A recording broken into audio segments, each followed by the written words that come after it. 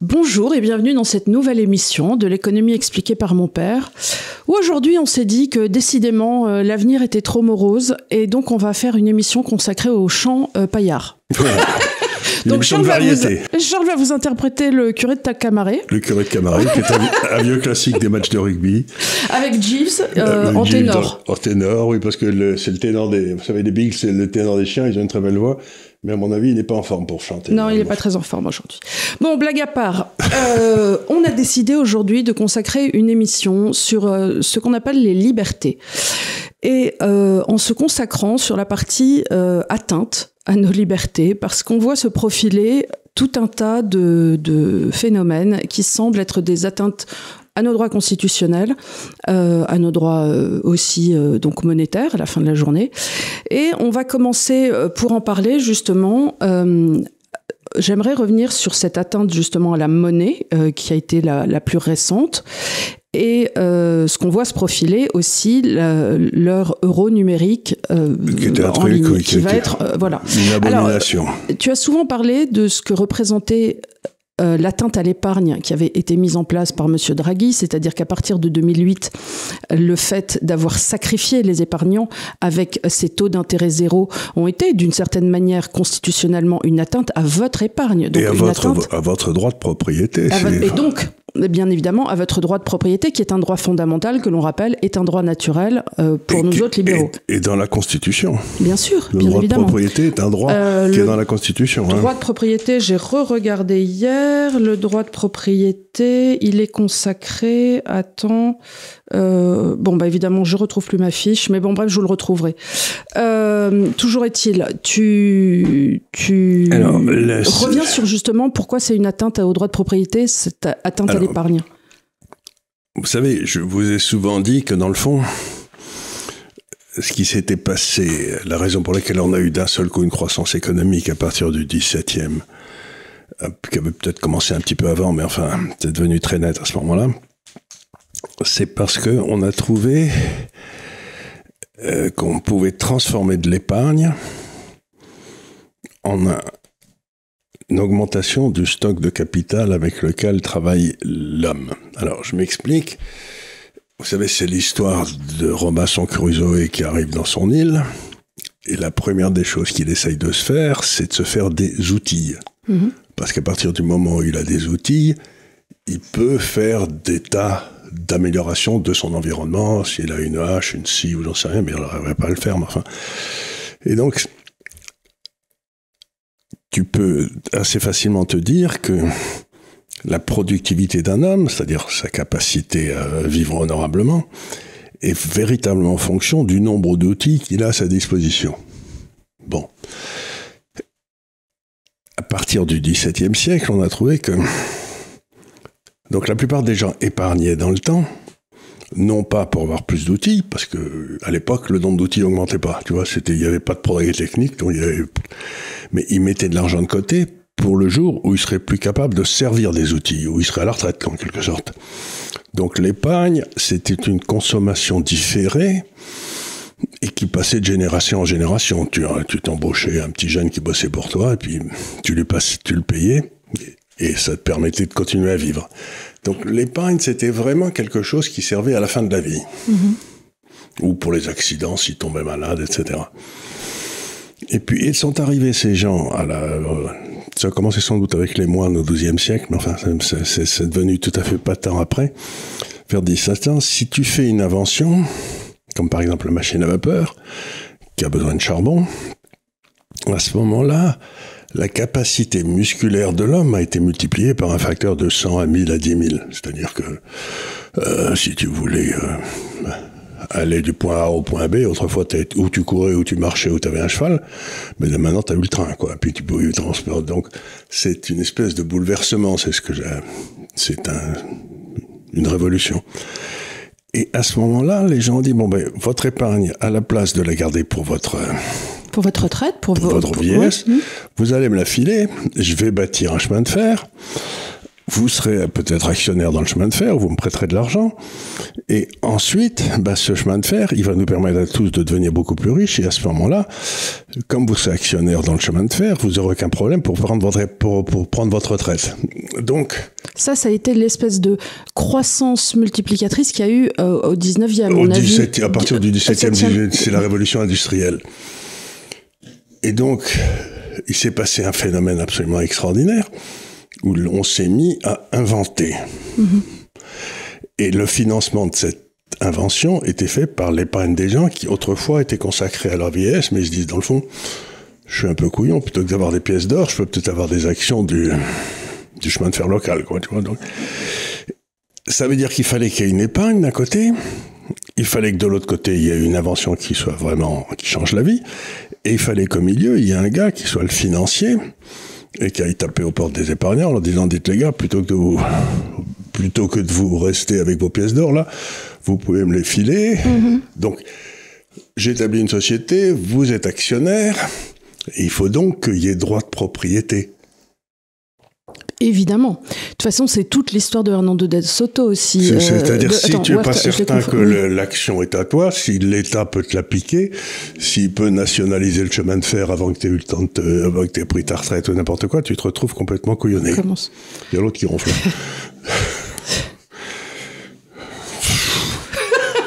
C'est désagréable d'avoir, quand vous parlez, un type qui se met à ronfler immédiatement, quoi. Je trouve que c'est vexant. Et c'est toi qui l'as endormi, hein. Exactement. C'est une vieille histoire, on vous la racontera un jour. Donc, il y a eu cette transformation extraordinaire. Donc, vous avez besoin d'une épargne établie, qui est parfaitement, qui est possédée par des individus. Vous avez besoin d'un financier qui fait un travail de médiation de cette épargne vers l'investisseur, vers l'inventeur, et puis vous avez l'invention. Bon. Et donc, ça a été possible en Angleterre parce que d'un seul coup, il y a eu une espèce de sanctification du droit de propriété qui a été fait, où on ne pouvait pas te le piquer, parce que la façon dont ça se passe dans la plupart des pays, c'est que vous avez un gars qui commence à bâtir un moulin ou n'importe quoi, dès qu'il est fini... On nationalise. Où il y a le chef local qui vient le piquer pour lui, quoi. J'ai retrouvé ce que je te disais tout à l'heure, le droit de propriété n'est pas... consacré dans la Constitution à proprement parler. On rappellera que pour nous autres libéraux, c'est un droit naturel. Donc, par droit naturel, on entend qu'il naît avec l'homme et il meurt. On me l'a pas accordé. On me l'a pas accordé. Je l'ai Alors, avec certains, moi. Onfray dit que c'est une tautologie, parce que quelque part, le droit naturel, quand on dit on me l'a pas accordé, n'existe que quand justement le droit positif revient dessus et l'accorde. Donc, en vérité, il ne l'accorde pas. Il le confirme. Il le confirme. Mais toujours est-il que, en tout cas, le Conseil constitutionnel a décidé par une décision du 16 janvier 1982 qu'une loi qui enlèverait le droit de posséder leur logement d'individu, par exemple, serait inconstitutionnelle, consacrant par là le fait que dans la Constitution... Je crois que c'est dans le préambule de la Constitution. Non, il n'était pas considéré comme... C'est-à-dire que c'était... le faisceau d'indices qui disait un droit de propriété dans le préambule de 46, on dit, ça donne l'idée, mais ça n'a pas été consacré en droit avant cette décision du Conseil constitutionnel. Parce que dans la Constitution américaine, le droit de propriété est cité plus de 30 fois. Oui. C'est même le truc qui est le plus cité. Nous, c'est cité, mais si tu veux, c'est beaucoup moins cité, par exemple, que la dignité de la personne. Voilà. Donc, bon. Alors, donc, ce droit de propriété. Et ce droit de propriété, c'est ce qui donne... Quand tu réfléchis, prenons mon exemple du gars avec ses petites pièces d'or, qui lui donne l'indépendance et la prospérité dans sa retraite. Parce que, bon, ces petites pièces d'or, il les a, mais en même temps, ça peut être volé. Alors que les actions, on peut pas te les voler, quoi. Et donc, ça a été un bouleversement absolument extraordinaire. Et il y a eu un livre tout à fait étonnant que je ne saurais trop recommander de vous lire, mais qui avait été écrit par un homme qui s'appelait Hernando de Soto. Voilà, c'est ce que je citais tout à l'heure. Un grand économiste, je crois qu'il était péruvien, qui avait écrit un livre il y a à peu près une vingtaine d'années. Pourquoi le capitalisme réussit-il dans l'Ouest et nulle part ailleurs? Ce qui était vrai à l'époque, ce qui est un peu moins vrai aujourd'hui. Eh bien, il disait, c'est simplement parce que il avait étudié l'Égypte, le Pérou, Cuba, je crois, ou des îles, 4 pays. Et en Asie aussi. Et il était arrivé à la conclusion que ce qui faisait la différence, c'était justement ce droit de propriété, parce que si vous déteniez votre maison avec un titre, dans le cadre d'un cadastre qui est établi, vous pouviez en faire plein de choses de votre maison. Vous pouviez d'abord habiter dedans, vous pouviez la louer en partie, vous pouviez vendre votre maison une fois que vous serez mort, c'est-à-dire vous pouviez la découper en morceaux et la vendre en actions à des gens qui voulaient une partie de votre maison. Donc, dès le moment où tu as un vrai droit de propriété, il est assez facile à monétiser. Il y a des gens qui veulent l'acheter tout en partie, en nue propriété. Tu peux l'hypothéquer. Tu peux l'hypothéquer, tu peux prendre un levier dessus. Tu peux prendre un levier dessus, tu peux... Donc, à partir du moment où tu as un droit de propriété, c'est extraordinairement facile de trouver du capital. Tu as ta maison, tu empruntes sur ta maison et tu lances ton affaire. Et c'est ce que disait Hernando de Soto. Et il avait fait le calcul de la valeur du capital qui existait dans des pays comme l'Égypte, etc., où il n'y a pas de droit de propriété vraiment, où il n'y a pas de cadastre. Et il disait, si les types pouvaient prouver le fait qu'ils possèdent la maison dans laquelle ils vivent, légalement, ils n'auraient aucun problème à avoir un développement. Donc ce qui empêche le développement, c'est l'absence du droit de propriété. Et alors, est-ce que, avec ce qui s'est passé depuis quelques années, avec la modélisation justement des taux d'intérêt bas et une augmentation des prix du capital immobilier factice, puisque tu dis toujours que c'est un enrichissement sans cause, ça n'a pas été une façon d'appauvrir les Français, parce qu'aujourd'hui... Ça n'a pas été ça n'a pas été un appauvrissement vraiment, mais ça a été un transfert de pouvoir d'achat gigantesque des pauvres qui avaient épargné. L'épargne française est très importante, qui avait épargné, vers ceux qui avaient déjà du capital. Voilà, parce que moi, ce dont j'ai l'impression, c'est-à-dire qu'aujourd'hui, un boomer qui avait acheté dans les années 70 un lotissement à 200 000 euros va se retrouver avec une valorisation, ou un appartement à Paris, on va dire 800 000 francs. Cet appartement va être aujourd'hui valorisé à 2 millions d'euros, et pour autant, les jeunes qui arrivent sur le marché, eux, ne trouvent pas, parce que les prix sont grotesques par rapport à nos salaires. Ils peuvent pas, et donc ça a été en fait une façon d'enrichir les boomers aux dépens des jeunes classes. C'est ça, ça a été ce que j'appelle un enrichissement sans cause.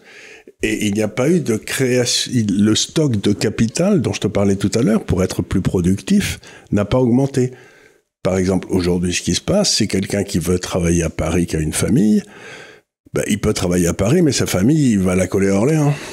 Oui, mais ça, c'est ce que je dis toujours, c'est-à-dire que toi, quand tu étais jeune cadre, tu venais de rentrer à la Banque de Suez, on était, à l'époque, 2 enfants, maman et toi, tu pouvais avoir un appartement dans Paris Intramuros, qui est assez de chambres pour, et faire vivre maman et toi. Aujourd'hui, c'est impossible. Avec un salaire de jeune cadre.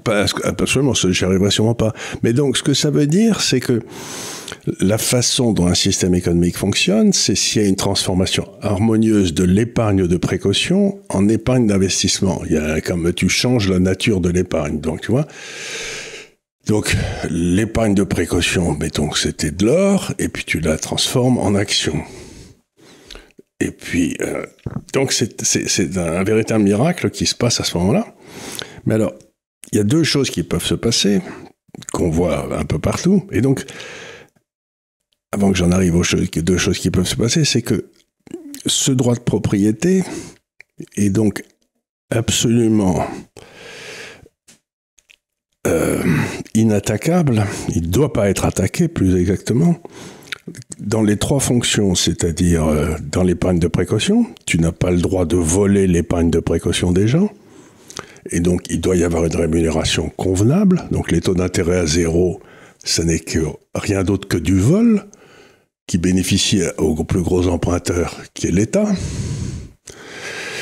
Il ne faut pas que les financiers au milieu soient mis dans une position de pouvoir prendre des positions spéculatives qui spolient soit les pauvres, soit les entrepreneurs, là, tu vois, ça, c'est aussi, donc, et il faut que les entrepreneurs ne se fassent voler le produit de leur travail et de leur prise de risque par l'État ou par quelqu'un d'autre. Donc, si tu touches au droit de propriété dans aucune de ces 3 ou 4 fonctions, eh bien, la croissance va s'arrêter. C'est pas possible autrement, puisque à ce moment-là, ceux qui vont toucher les fruits des investissements, c'est ceux qui n'ont pas pris de risques. Donc, ceux qui prennent des risques, ils vont arrêter d'en prendre, ils vont aller en prendre ailleurs.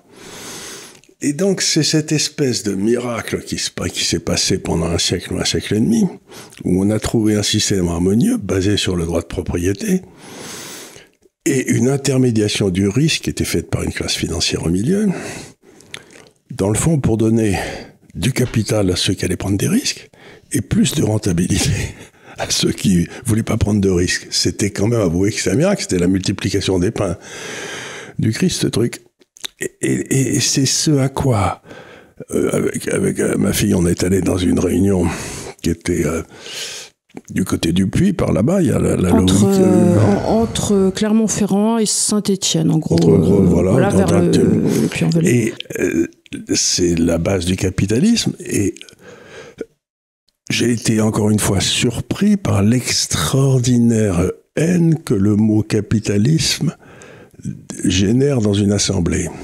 J'ai été très surpris. Donc, ce qu'il faut voir, c'est que vous ne pouvez pas avoir cette transformation du plomb, l'épargne des petites gens là, en or, les nouvelles sociétés, s'il n'y a pas un respect total du droit de propriété du début à la fin. Et si vous commencez le socialisme, et bien à ce moment-là, qu'est-ce que c'est le socialisme? C'est que vous spoliez l'épargne des petites gens, vous leur dites qu'ils auront une retraite, ils n'en auront pas, et vous allez faire des moulins à vent et des miroirs magiques, des trucs qui marchent pas. On en a vu sur le chemin, Dieu sait. On en a vu, des trucs qui marchent pas, parce que ce sera bien vu politiquement. Les gens qui investissent... Par 0,1% de la population. Mais qui sont indispensables pour avoir une majorité de gouvernement. Et donc, encore une fois, vous avez cette espèce d'extraordinaire paradoxe, c'est qu'ici, vous n'avez que des gens qui essayent d'avoir une rentabilité du capital investi la plus forte possible, les entrepreneurs. Ici, vous avez des gens, à gauche, là, les rentiers, il y a des gens qui veulent avoir une retraite paisible. Et au milieu, vous avez des gars qui sont prêts à intermédier ce risque et le secteur financier. Tous ces gars-là ne travaillent que pour leurs intérêts propres. Et le résultat est que la vie de tout le monde s'améliore. Mmh. Et si vous dites, attention les gars, il y en a qui profitent trop à gauche, à droite, il y a des super profits ou je ne sais quelle ânerie, le système ne marche plus. Donc c'est un système qui est complètement bâti sur le droit de propriété et sur la liberté de chacun de prendre des décisions qui le concernent. C'est la base du libéralisme, ce truc. Et c'est extraordinaire à quel point c'est impopulaire, alors que ça marche depuis 2 siècles à la satisfaction générale. Alors, je pense qu'une grande partie de l'incompréhension des gens est due au fait qu'on leur explique depuis qu'ils sont tout petits, ce qui est aussi quelque chose qu'on comprend, que l'économie, la richesse, en réalité, serait un gâteau. Et que, de sorte qu'il y aurait, comme une roue de fromage, un certain nombre de parts. Il était très bon, le fromage, d'ailleurs. Oui, il était très bon. Et que quand donc, ils se disent, moi, si ma part devient congrue, c'est donc bien que quelqu'un l'a prise. Donc, c'est le fameux « Who took my cheese ?» Où est passé mon fromage? Quelqu'un d'autre l'a prise, c'est Bernard Arnault, c'est Jean-Pierre, quelqu'un a pris mon fromage. C'est-à-dire que la notion de croissance... En fait, c'est toujours Rothschild. Mais enfin, ça, oui, c'est aussi toujours Rothschild, bien sûr. Et la loi de 73, la loi de 73, il y a un certain nombre de trucs comme ça qu'il faut dire, sinon on n'est pas sérieux sur la antenne. Voilà, c'est la loi de 73. Globalement, si c'était la CIA aussi, ça... Oui, mais la CIA est contrôlée par les Rothschild, donc tout va bien. Oui, tout va bien. On peut réconcilier ce genre de différences. Donc, si tu arrives à comprendre que, en définitive, ce qui a fait des millions de personnes sont sorties de la misère, se sont mis à manger à leur faim, parce qu'il faut bien voir que quand tu regardes des chiffres du début du 19e, il fallait 7 heures pour gagner littéralement son pain. Aujourd'hui, il nous faut 10 minutes pour gagner... Pour 1 kilo de pain, je crois. Pour 1 kilo de pain. Enfin, sauf à ma boulangerie, où ils le vendent 7,90 pour les 250 grammes. La dernière fois, j'ai acheté une miche de 500 grammes, elle m'a dit 17 €, je suis tombée. J'ai dit, moi, heureusement que c'est pas la guerre. Voilà, on arrête le capitalisme et le pain se remet à remonter. Non, mais tu sais ce qu'ils font, sous prétexte qu'ils te mettent 3 graines de courge ou je sais pas quoi. Je sais pas quoi. Oui, ça, c'est, et non, puis ils te disent, c'est un pain spécial. Toi, tu passes en caisse, tu fais pas attention, 17,90. J'étais, bon. 17,90, c'est une... Bon, bref. Bref, voilà. Mais donc, tu as tout à fait raison, il y a cette idée-là, mais que ce quelqu'un a, il me l'a pris à moi parce que lui il en a trop et moi j'en ai pas assez, donc il me l'a volé. Mais alors je voudrais maintenant essayer d'expliquer une fois encore ce qui se passe du côté des entrepreneurs qui sont là, vous savez, à droite là. Je dis à droite parce qu'ils sont à droite du Seigneur, ils ont pris des risques. Eh bien, il se passe un phénomène très curieux, c'est qu'il y en a à peu près 8 sur 10 qui se pètent la gueule, qui prennent des risques et qui perdent tout le capital qu'on leur avait donné, etc. Et puis, vous en avez à peu près 2 sur 10 qui gardonnent comme des fous. Donc, 80% de la richesse créée en France est créée par 20% des gars. Et ce qui est de plus effrayant, c'est que 80% de ces 80%, c'est-à-dire comment ça peut faire 20% de ces 20%, pardon, ce qui fait 4% de la population totale, est responsable donc de 64% de la création de richesse, 8 que multiplie 8. Donc, ce que je veux dire par là, c'est que c'est distribué selon la loi, j'ai souvent appelé ici la loi de Pareto. 80% des accidents de la route sont faits par 20% des conducteurs, 80% des livres qui sont achetés sont faits par 20% des auteurs, etc. Et donc, je crois aussi que 80% des déodorants sont portés par 20% de la population. Oui. C'est mon impression des transports en commun.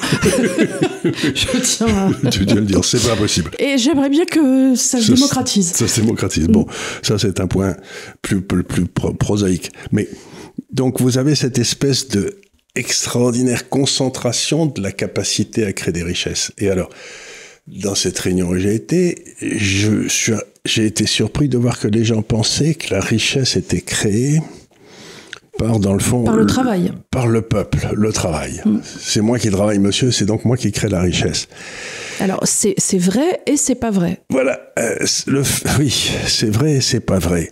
Parce que dans le rôle de l'entrepreneur... Mettons, en Union soviétique, ils avaient plein de gens qui travaillaient. D'ailleurs, ils ne voulaient pas travailler, on les mettait dans des camps. On les mettait dans des camps, même s'ils voulaient travailler. D'ailleurs, c'était pour d'autres raisons. Dans le doute, on vous mettait dans un camp parce que, voilà, vous aviez des lunettes donc, et ça va bien. Il y avait du travail pas cher, là. Ouais. Et puis, de l'autre côté, il y avait du capital, parce qu'ils piquaient toute l'épargne des gens. Donc, logiquement, si tu mets du capital et du travail, tu dois avoir un produit. Tu dois avoir plein de richesses qui est créée.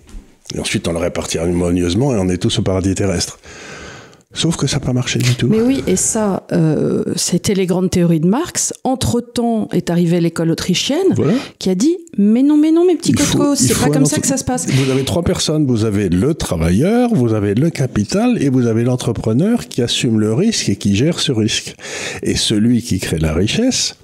c'est en faisant travailler harmonieusement, c'est l'entrepreneur en faisant harmonieusement travailler le capital et le travail. C'est pas parce que vous mettez plein de capital et plein de travail que vous allez vous enrichir. Il faut que vous le fassiez à bon escient en fonction des demandes qui sont faites et ça c'est le rôle de l'entrepreneur. Donc la création de richesse, c'est pas un jeu à 2 personnes, le travailleur et le capitaliste. C'est que vous avez le travailleur, le capitaliste et l'entrepreneur qui est dans le fond l'artiste qui crée de la valeur. Ça revient aussi à la conception de Piketty, si tu veux, qui n'a pas compris la notion de rentabilité du capital investi. Non, pas du tout. Qui s'imagine toujours que si tu rajoutes de capital, tu vas aller vers une croissance infinie, ce qui est complètement con parce que ça voudrait dire que comme ça, tu arriverais à un PIB qui serait... Tout le temps. Mais ce que dit Piketty, qui est une ânerie qui m'a toujours stupéfait, c'est qu'il vous dit la rentabilité du capital investi est de, mettons, en moyenne 7%. Il a été chercher des trucs au Moyen-Âge. Qui n'existaient pas, donc on ne sait pas où les a trouvés. Qu'il a fait à la main, mais enfin ça c'est autre chose. Donc il appelle ça R. La rentabilité du capital, c'est R. Et puis, 6 ou 7%. Et il dit, comme le PIB croît à 3 ou 4%, ça veut dire que R, qui est plus gros que le PIB, la croissance du PIB, les riches vont devenir de plus en plus riches et les pauvres vont devenir de plus en plus pauvres parce que la rentabilité du capital est supérieure à la croissance. Ce qui prouve que c'est un âne. Parce que ce qui compte, c'est pas la rentabilité du capital aujourd'hui, c'est la rentabilité du capital marginal. J'ai souvent cité l'exemple de la boulangerie dans les Pyrénées. Ils gagnaient du 5 ou 6% par an, ce qui était bien. Mais ici, mettez une machine de plus, la machine de plus gagnait 0. Oui, parce que c'est pas parce que vous mettez une machine de plus que tout à coup, dans le village, les gens vont manger 2 baguettes par jour. On arrive bien à comprendre qu'on arrive à une exploitation, par exemple, d'une boulangerie où les gens mangent X pains par jour et achètent en temporalité tant de croissants et tant de pâtisseries. On gagnait 5% ou 6% de rentabilité. Mais si on mettait une machine de plus ou qu'on faisait un pain de plus, c'était 0. Donc il faut comparer la rentabilité marginale du capital et la rentabilité et le taux de croissance. C'est-à-dire que cet âne comparait une vitesse à une accélération. Et il arrivait à l'idée que l'accélération étant supérieure à la vitesse, on n'en pouvait pas s'en sortir. Donc, il avait écrit ce livre qui s'appelait Le Capital, je sais plus quoi. Le livre de Piketty qui est sorti il y a 10 ans maintenant. Il est sorti il y a 10 ans, et j'ai commencé à le lire, quelqu'un me l'avait prêté parce que j'allais pas l'acheter quand même.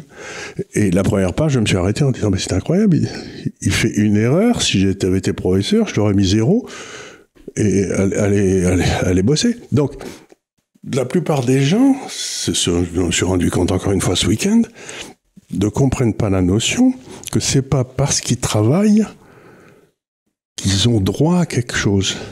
Oui, mais tu comprends bien que c'est très difficile à entendre parce que surtout quand tu vas dans un milieu d'agriculteurs où les gens travaillent très dur. Donc si tu veux, je pense qu'il est vraiment nécessaire d'avoir un peu peut-être de démagogie, enfin en tout cas de. Oui, mais ça veut dire que s'il continue à penser que il faut que l'agriculteur, comme tout entrepreneur, parce que c'est ce qu'il est, regarde ce qui marche et en fasse plus et fasse moins de ce qui ne marche pas. C'est la base de l'entrepreneuriat, c'est bon. Mais si en plus on lui file des subventions pour acheter ce qui marche pas, à ce moment-là, il peut pas s'en sortir. Donc le problème, c'est pas... Il faut qu'il y ait un retour d'expérience chez l'agriculteur qui dit, je sais pas, la luzerne se vend mieux que le blé, je vais faire plus de luzerne et je vais faire moins de blé. Mais si on lui subventionne son blé, il va continuer à faire du blé. Et donc le problème qu'on a, c'est qu'on a donc des gens qui ne comprennent pas que l'acte de création est un acte de prise de risque, et que parce qu'ils travaillent beaucoup, ils ont droit à quelque chose.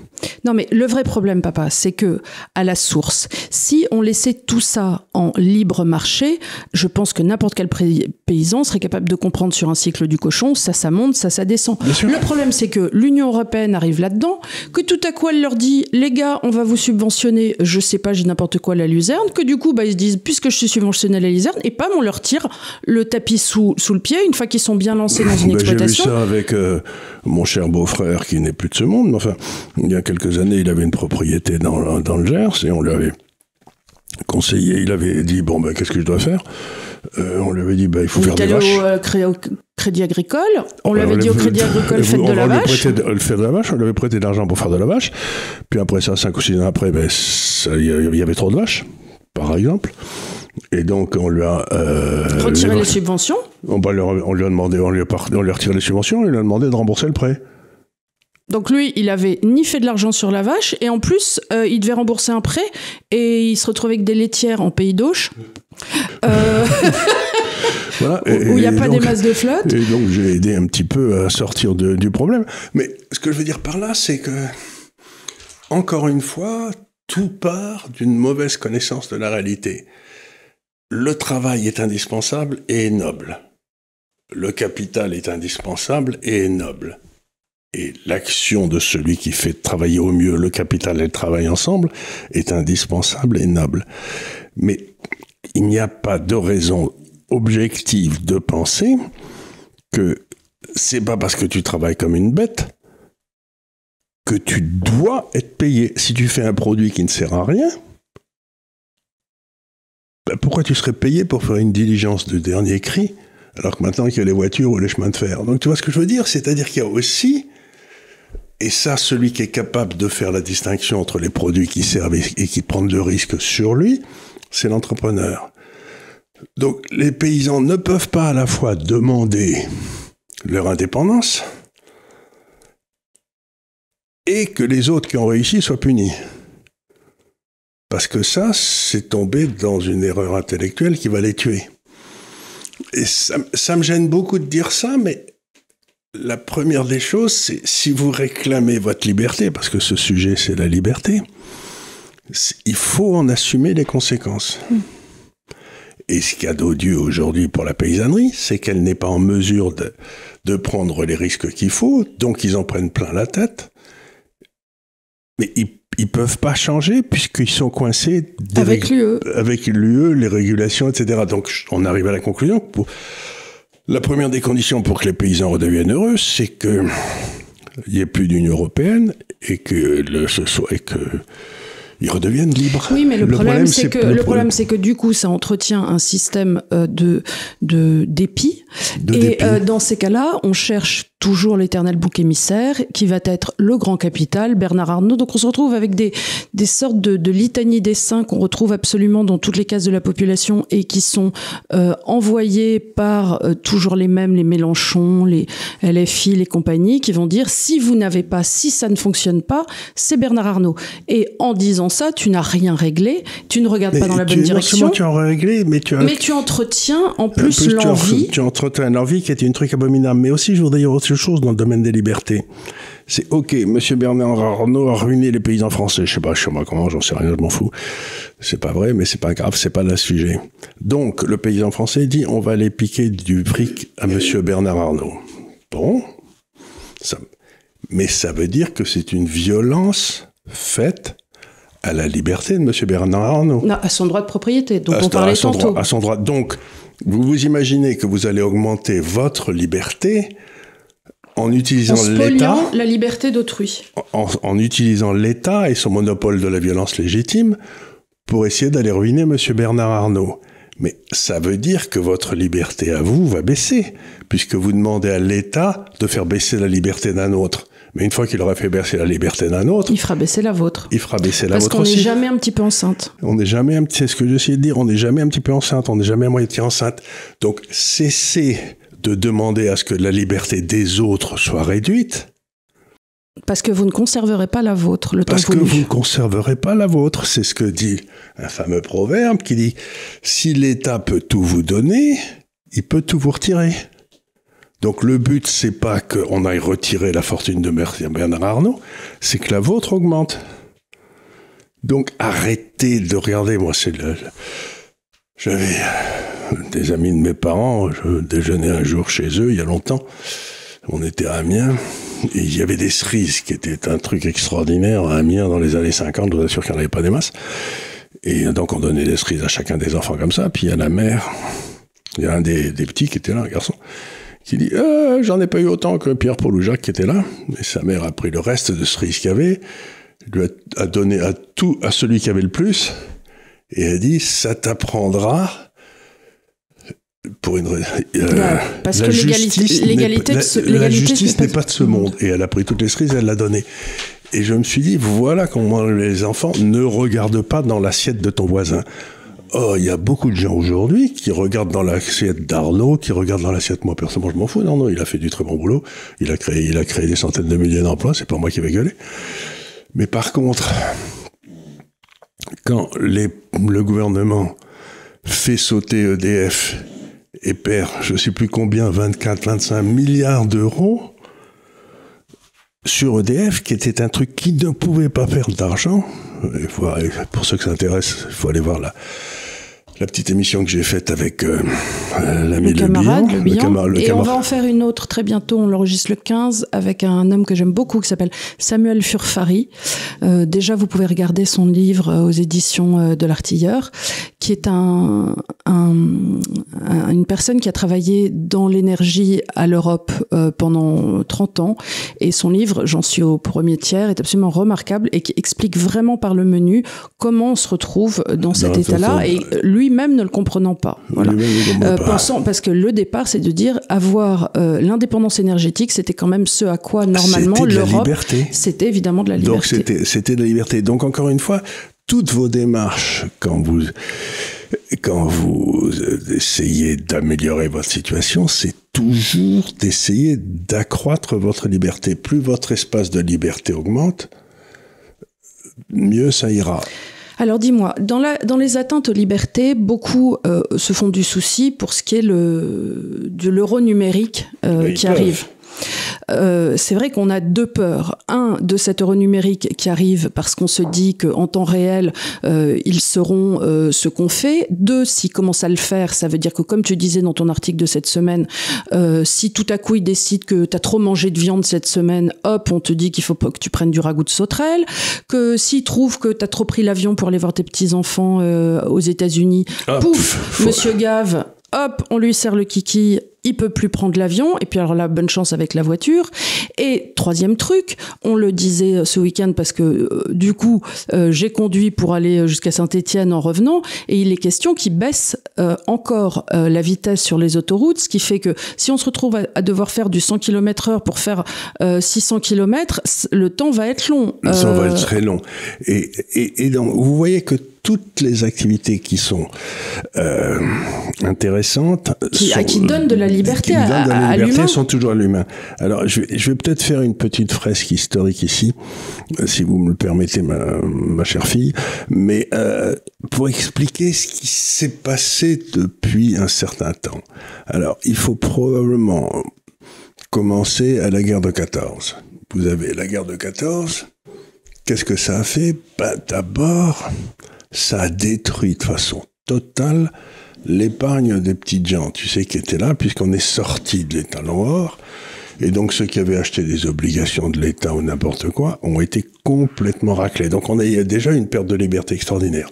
Deuxièmement, cette guerre a été faite sur la conscription dans tous les pays, qui était un phénomène assez nouveau. On avait fait ça pendant la guerre de 14, pendant les guerres napoléoniennes et de la Révolution, mais enfin on était à peu près les seuls à le faire.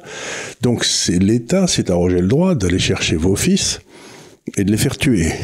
Ce qui est quand même incroyable. Quand tu réfléchis, c'était un truc qui jusqu'à les guerres de la religion, les guerres de la religion. Parce qu'au Moyen-Âge, quand ils faisaient ça, les seigneurs, ça gueulait sec dans les campagnes. Ils pouvaient encore, il y en avait quelques-uns. Mais tu pouvais le lever, pas l'entièreté, tu pouvais en lever que 10%. Il fallait laisser les paysans, etc. Ouais. Bon, donc déjà, il y a eu une perte de liberté, puis ensuite, après la guerre, il y a eu 2 ou 3 monnaies qui ont complètement disparu. La monnaie allemande, ruinant la bourgeoisie allemande, la monnaie russe, ça s'est terminé dans les camps.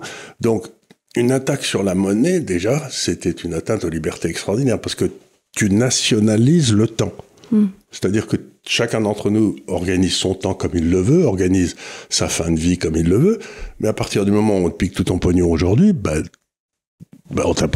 ils ont pris mon temps dans le futur, ils l'ont volé. Tu vois, ça c'était la première des trucs. Ensuite, on a la Grande Dépression. Alors là, qui est faite aussi par des bêtises de l'État, on pourra en discuter un jour. Donc la Grande Dépression, qu'est-ce qu'ils font? Ils font du protectionnisme partout, ils empêchent les gens d'acheter de l'or, plus moyen de se protéger, partout à droite à gauche on commence à nationaliser, et on crée toute une série de trucs qui rendent le citoyen dépendant, au prétexte de le protéger, tu vois, c'est-à-dire que c'est là où commence toute la démagogie. Bon, alors qu'on avait eu des dépressions au 19e, et où il y avait eu des claques terribles et chacun s'était démerdé, puis on était reparti assez vite. Puis il y a la Deuxième Guerre mondiale. Alors là, les camps de concentration, les massacres, tout ce que tu veux, et puis l'émergence de ce pouvoir abominable en Union soviétique qui tue des tas de gens. Donc tu vois, ça c'est les 3 grandes crises fondatrices de la social-démocratie en quelque sorte. C'est vraiment là où on a perdu plein de libertés. Bon, arrive ensuite, après 1945, la prochaine grande crise. Ça a été sans doute le choc pétrolier. Rebelote, on t'enlève des tas de libertés. Tu peux plus rouler sur les autoroutes à plus de 130. Donc, tu commences à avoir tes libertés qui sont réduites. Tu peux plus chauffer ta maison. Puis après ça, qu'est-ce qu'il y a comme autre grande crise? À ce moment-là, on se retrouve avec, par exemple, le 9/11, tu sais, les tours jumelles qui tombent, qui sont attaquées. Alors là, nos libertés en prennent un coup terrible. Ah oui. C'est de ce moment-là où on n'a plus pu prendre un avion sans se mettre tout nu. Hein. Sans se mettre tout nu, mais d'abord, 4 fois. tu peux plus prendre l'avion, t'es vérifié tout le temps. Et puis surtout, attends, de ce moment-là, la CIA a commencé à aller voir les banques en leur disant à tout moment, on veut savoir les transactions financières. Il n'y a plus de sécurité bancaire. Voilà. Il n'y a plus de... Ils disent, on veut un double écran, on a le droit de regarder parce que vous comprenez les tours jumelles. Voilà, on n'a plus de secret bancaire. C'est-à-dire que d'un seul coup, l'État... Mais l'État américain. Mais oui, mais ensuite les autres, ils ont dit, mais nous aussi, parce qu'il n'y a pas de raison, quoi. Mais ce qu'il y a d'extraordinaire, c'est que l'État américain s'est cru autorisé à aller voir ce qu'il y avait dans mon compte en France.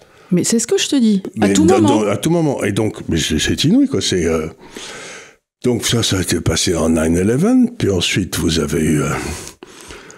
on va parler un petit peu aussi, une autre crise qui est arrivée, c'était la grande crise financière de 2008-2009. Allez, rebelote, on imprime un pognon noir pour sauver des gens qui avaient spéculé comme des voleurs et qui étaient des grands banquiers, etc. Ils auraient dû tous aller en prison. Il n'y en a pas un qui est allé en prison. On les a sauvés avec notre argent, en faisant baisser la valeur de notre argent.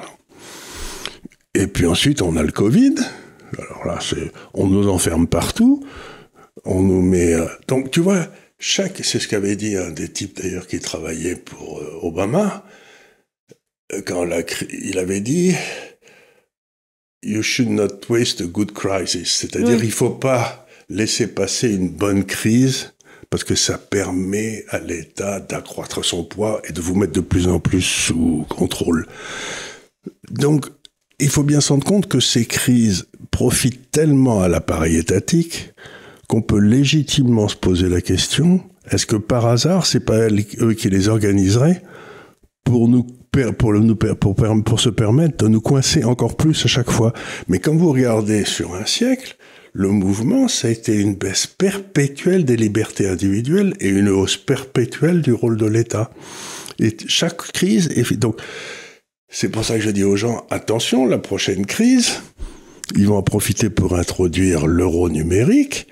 Et l'euro numérique, ça voudra dire qu'à ce moment-là, c'est eux qui décideront si vous avez accès à votre argent ou pas. Déjà, ils vous ont volé votre épargne.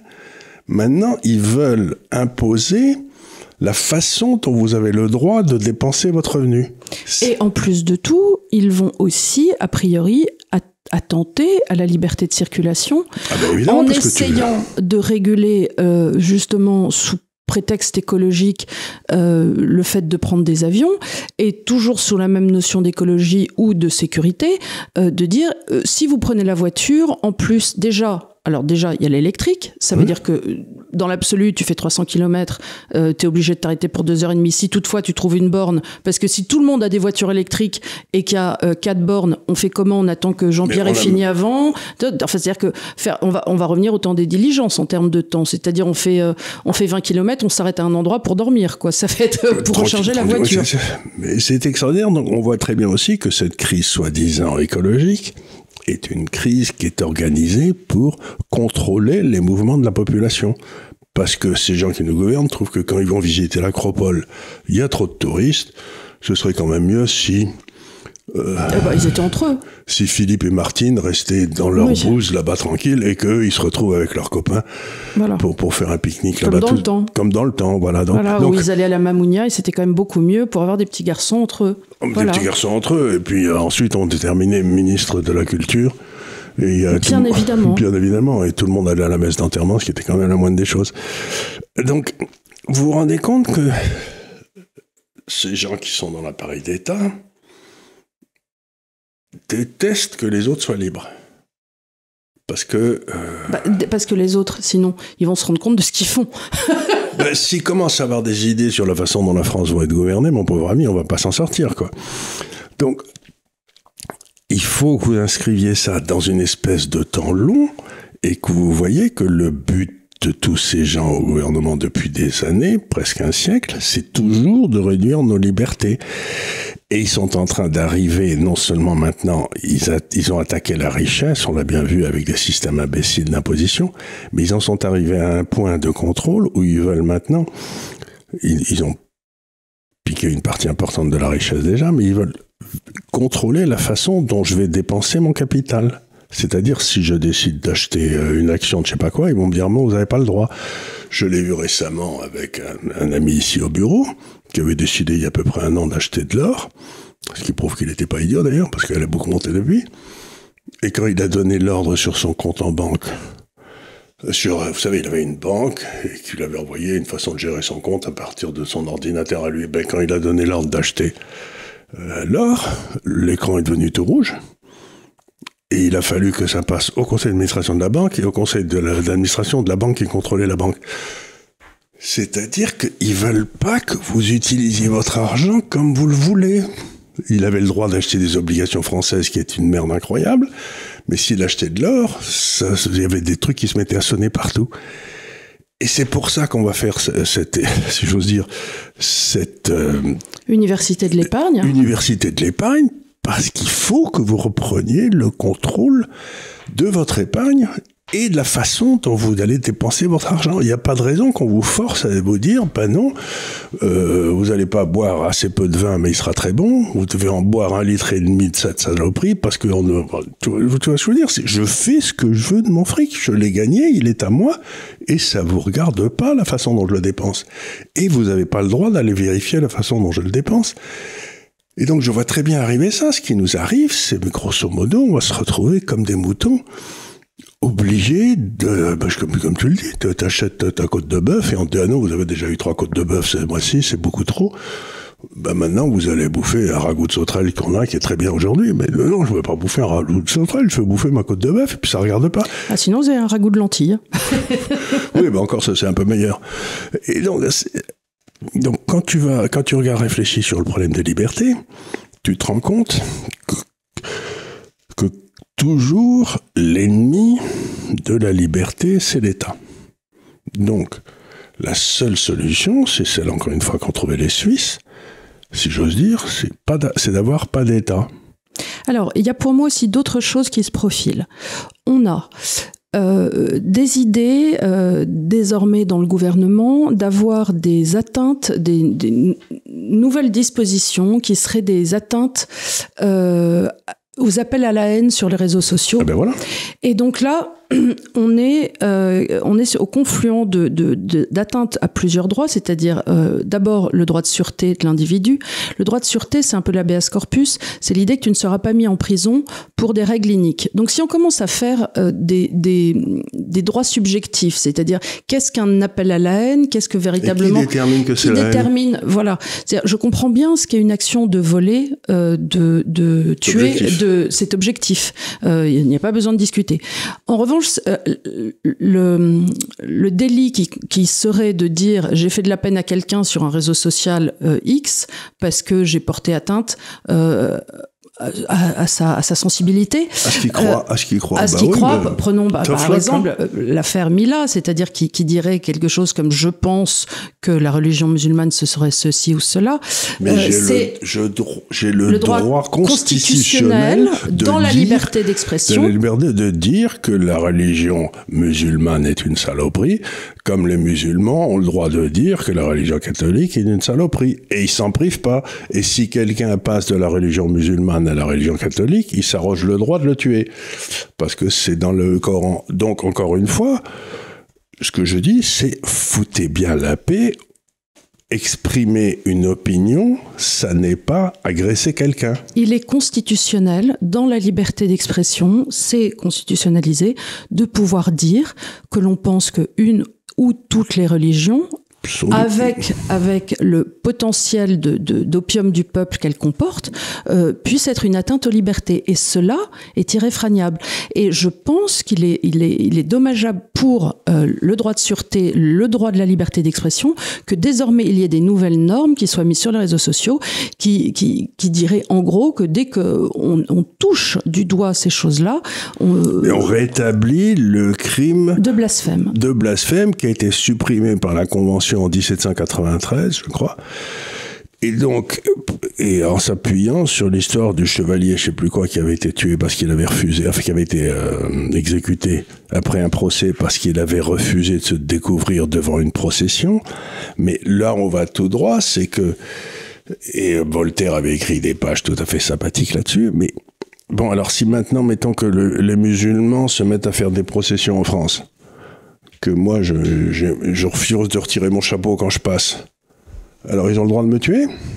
Non, mais encore une fois, je pense... Mais c'est vers ça qu'on va, c'est-à-dire on l'a bien vu depuis 2-3 jours. Il y a des gens qui ont été tués parce que ils ont dit, non, ça m'intéresse pas. Et donc c'est absolument extraordinaire, c'est tellement opposé à ce qu'on pense, et on a l'impression que nos gouvernements, qui ont peur de tout là, ils ont pris comme décision politique de nous empêcher de dire que si je veux, et si je le pense, j'ai le droit de dire que la religion musulmane est une saloperie. Ça ne veut pas dire ce que je le dis, mais j'ai le droit de le dire. Et donc, ils sont en train de faire passer des lois pour m'empêcher de le dire.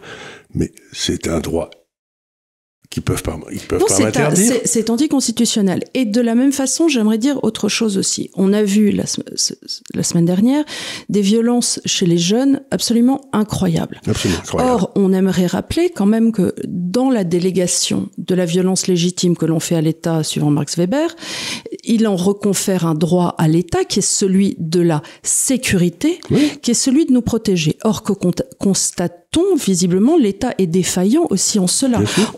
Aujourd'hui, il y a des atteintes à la sécurité directe des professeurs, on l'a vu avec l'affaire Paty, aujourd'hui, visiblement, des élèves entre eux, ce qui me fait poser la question de, aujourd'hui, l'État, dans sa défaillance, ne remet-il pas en cause, même constitutionnellement, sa propre essence ? Est-ce qu'on ne se retrouve pas devant un État illégitime, puisqu'il n'assure plus la mission qui est la sienne ? Et comme nous, citoyens, nous avons un droit constitutionnel à avoir une sécurité sur le territoire. Alors, quand ça s'est passé, cet État n'assure plus mon droit constitutionnel. Voilà. Et alors, ce qui s'est passé dans beaucoup de pays où ce genre de choses est arrivé, c'est que, du coup, il y a eu la légitime défense qui se met en route, et il y a des espèces de milices privées qui font régner l'ordre, comme ça s'est passé au Brésil pendant un certain moment. Mais c'est ce qui nous pend au nez. C'est ce qui finit par arriver, où on va liquider des gens, enfin, on va rétablir la peine de mort, comme on est en train d'être rétabli par les crapules, pour protéger les braves gens. Mais donc on va se retrouver avec des sortes de zones de non-droit, et les zones de droit où on se paiera des milices privées, ou alors elles se créeront toutes seules, et on se fera des rondes, ou j'en sais rien. Mais c'est-à-dire que on arrive à un truc absolument incroyable, avec une perception de l'État extrêmement forte, qui n'arrive même plus à assurer ce qui était à l'origine la base de la base, parce que tu allais voir ton seigneur, ton suzerain à l'époque, c'était pour rentrer dans les forteresses quand tu étais attaqué par les Huns, par Attila, par qui tu veux. Je sais pas si tu te souviens, il y avait ce film tout à fait admirable qui s'appelait Le Parrain. Il y avait dans la commune... Alors, ce que les gens savent pas, c'est que la mafia, l'origine de la mafia, ça avait été créé il y a très très longtemps, comme une société secrète pour protéger les Siciliens qui étaient catholiques contre les dominants qui étaient les musulmans à l'époque. Donc, c'était un truc qui s'est resté secret. Donc, le rôle de la mafia, ça a toujours été d'assurer la justice, en quelque sorte, ou l'ordre dans la société chrétienne, même quel que soit l'État qui soit au-dessus, donc que ce soit l'État musulman, l'État italien, ils en avaient rien à foutre. C'était un drôle de truc, la mafia, criminel bien entendu. Et donc, il y a un type qui va voir le parrain, Monsieur Corleone, et qui lui dit que sa fille a été violée, etc. Et le parrain lui dit, oui, mais tu m'as jamais baisé la main, tu es jamais venu à mes fêtes, tu m'as pas reconnu mon autorité.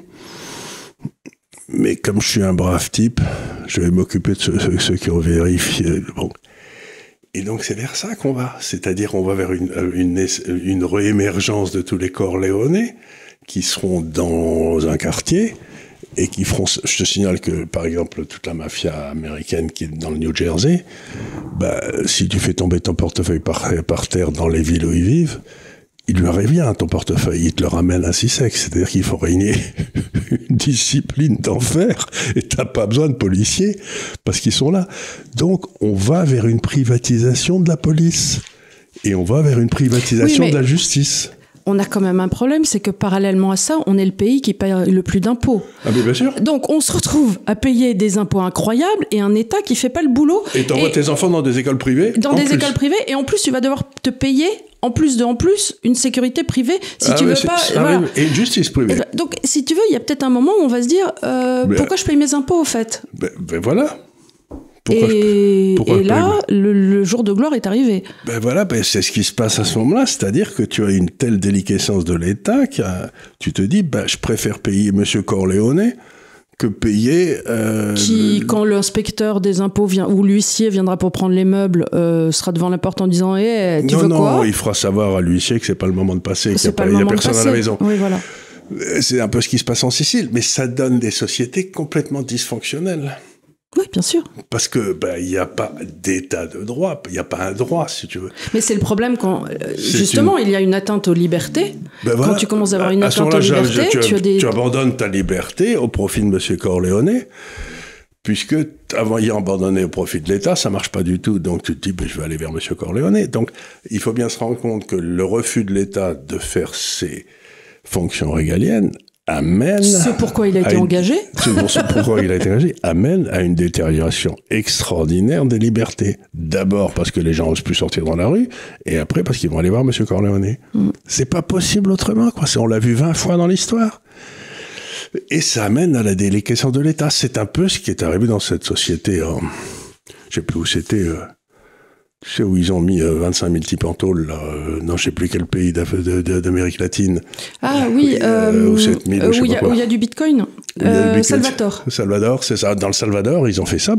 Il y a un type qui a dit, maintenant, tous les petits Corléonais, on va les mettre, et paf, et il a rétabli l'État de ce fait. Et il n'y a plus un crime depuis.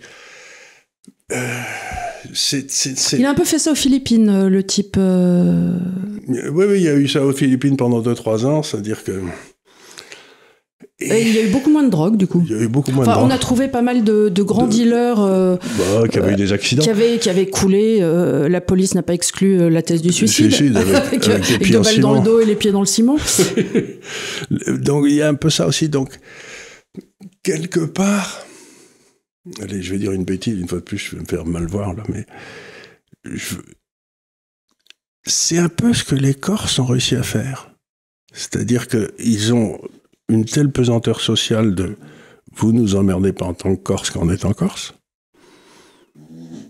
que, par exemple, ils ont eu assez peu d'incidents avec les travailleurs immigrés, etc. Il y a une espèce de... il y a assez peu d'incidents burkini sur les plages corses aussi. Je ne sais pas, je remarque. Donc, voilà. Donc, il y a ça aussi. Les Corses, ils ont dit, petit, c'est comme ça que ça marche ici. Et on boit doucement. On boit doucement. et ils ont l'air d'avoir compris. Donc, il y a aussi une... C'est ce que me disait, je crois, un ami italien. Il était en Italie. Il y a une femme qui a commencé à être embêtée par des types qui traînaient là. Il y a 4 ou 5 mecs italiens qui sont arrivés à toute allure et qui ont commencé à leur casser la gueule. Moi, c'est arrivé à ma fille, ça. Elle me dit, je me suis jamais sentie aussi en sécurité qu'à Milan, parce que je sais que dès qu'un type me parle mal ou me regarde un petit peu de travers et tout ça, il suffit que je parle un peu fort, et il y a 4 mecs qui arrivent en disant, mademoiselle, vous avez un problème. Voilà. Je peux dire qu'à Paris, tu peux toujours essayer de lever la voix dans le métro, t'as personne qui vient t'aider. Hein. Voilà. Donc, il y a aussi... une espèce de responsabilité citoyenne de pas laisser à des éléments qu'on n'aime pas la possibilité de détruire l'ordre public. Donc, les Français sont peut-être trop habitués à voir les policiers qui faisaient leur métier convenablement. Il serait peut-être bien qu'ils se reprennent une certaine... Mais je vais dire encore une bêtise. Peut-être les hommes français devraient recommencer à être virils.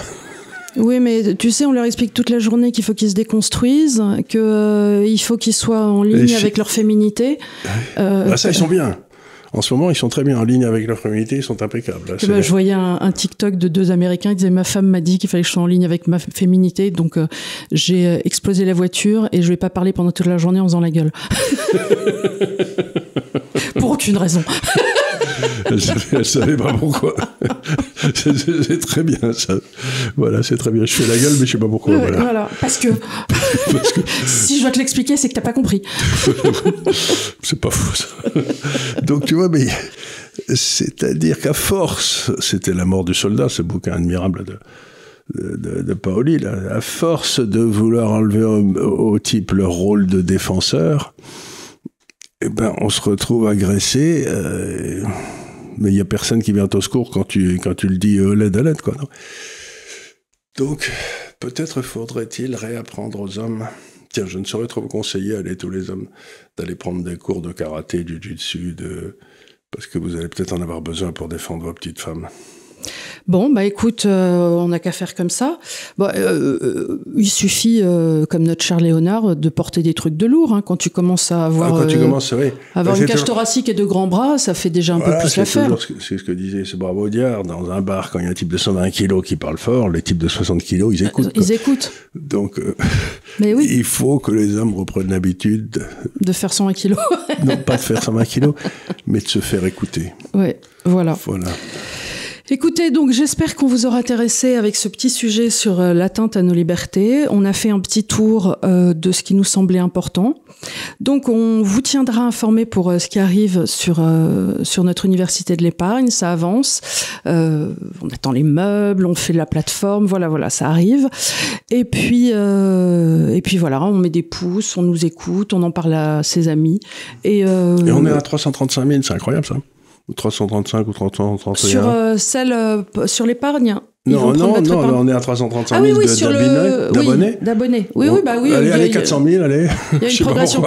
On est à peu près à presque 7 millions de vues par mois en glissant. Ah, c'est drôlement bien. Ouais. Il y a 7 millions de vues en glissant. À peu près pareil que TV Liberté. Mais on fonctionne avec beaucoup moins de moyens. Oui, mais le talent. Oui, le talent est énorme. Voilà, sur ce, je vous souhaite une très bonne semaine et je vous dis à bientôt. Au revoir.